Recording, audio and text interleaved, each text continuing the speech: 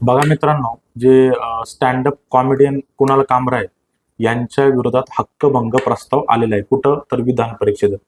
तर त्या विधान परिषदेवर हक्कभंग प्रस्ताव कोणी मांडलाय? तर प्रवीण दरेकर यांनी मांडलाय, जे की भाजपचे आमदार आहेत विधान परिषदेचे.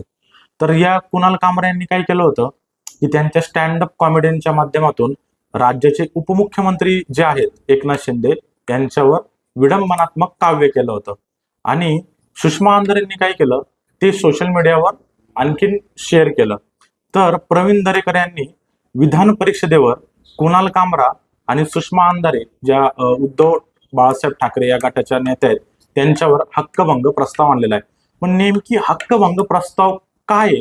तर हक्कभंग प्रस्ताव तेव्हा आणला जातो ज्यावेळेस एखादा व्यक्ती किंवा संस्था घटनात्मक पदावर बसलेल्या व्यक्तीचं विडंबनात्मक काव्य असेल किंवा चुकीच्या पद्धतीने वक्तव्य केलेलं जर असेल तर त्यावेळेस त्या व्यक्तींवर काय केला जातो? हक्कभंग प्रस्ताव आणला जातो.